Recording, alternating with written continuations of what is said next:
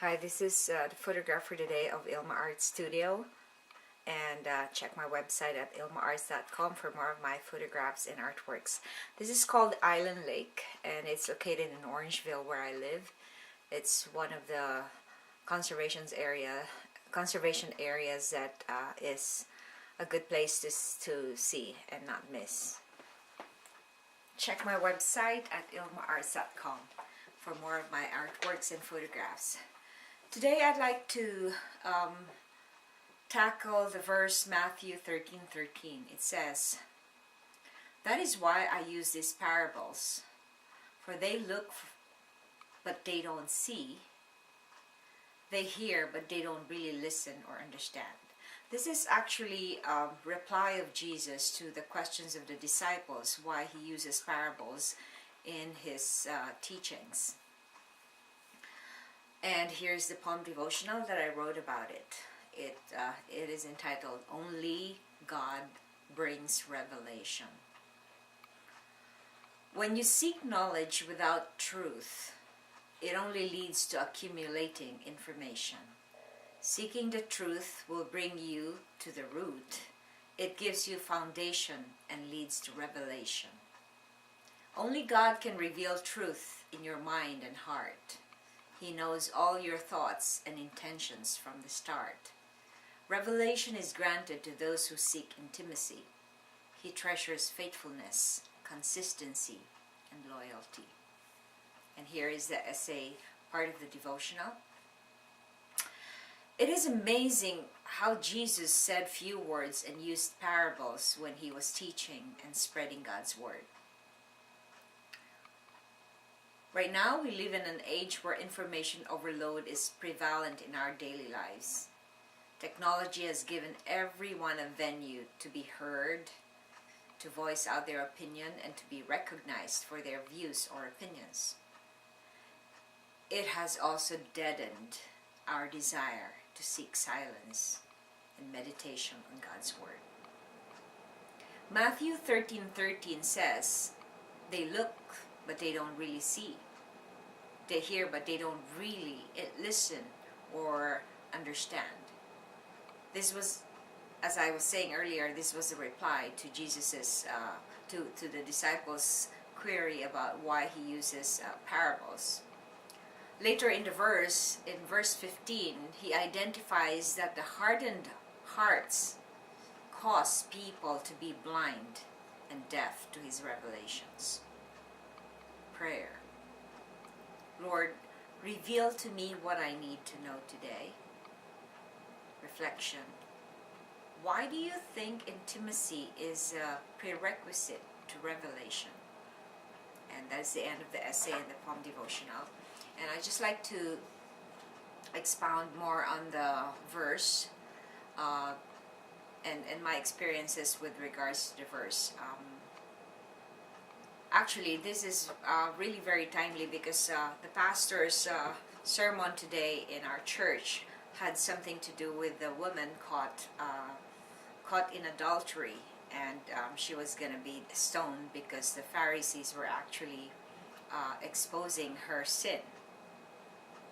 And as we were talking, as our pastor was talking today about the importance of of how Jesus brought out sin in the adulteress compared to how the Pharisees brought out sin when it comes to the adulteress.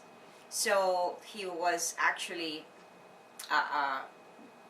in our sermon today, it was emphasized how self-righteousness will never ever help those who are in sin. Because when you're self-righteous, you try to expose the sin and then try to assume that you are better off because you know what is right, and then they don't do what is right, and yet exposing them at the expense of humiliating them is not what Jesus did. What Jesus did was to actually told them, cast the first stone, whoever doesn't have sin. So in other words, the way to reach out to people who are broken. And I think all of us are broken in some way or another. But if you have the love of Christ, because God is love, Christ is love. If you have the love of Christ, you wouldn't humiliate anybody and put them down. And in the Bible, it also says that when you know that your brother is doing wrong, you go to the brother yourself and you tell them that what they're doing is not right, but you don't humiliate them and expose them. So in other words, what Jesus said to the women was like, okay, has anybody cast a stone on you? And nobody did. So he said, so I don't judge you, and go, sin no more. That's what he said. So in our discussion today, in our homily,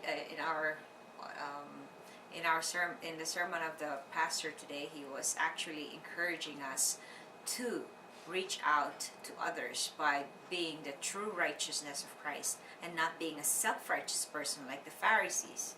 Like when you're self-righteous, you try to compare yourself with the other person and think that you're better off because you are not sinning or you're not doing what they're doing. But in effect, that doesn't have any effect on people who are blind. They cannot see. They do not know.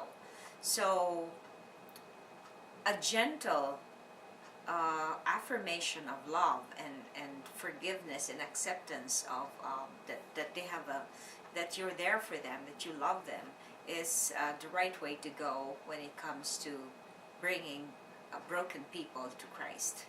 And with that, we end this poem devotional, and I hope that you check my website at ilmaarts.com. Thanks for watching, and I hope you have a very nice coming week. Next week, and we have a very sunny day today in Orangeville. Even if it's a little colder, it's still -10, but with a wind chill, it's probably over -20 again. So God bless and have a blessed day, and I hope that you will have an intimate relationship with God, because only with your intimacy with God will you hear His voice, and He will reveal a lot of things to you, like He has revealed a lot of things to me in the last 2 years, just seeking His Word every day. Thanks for watching.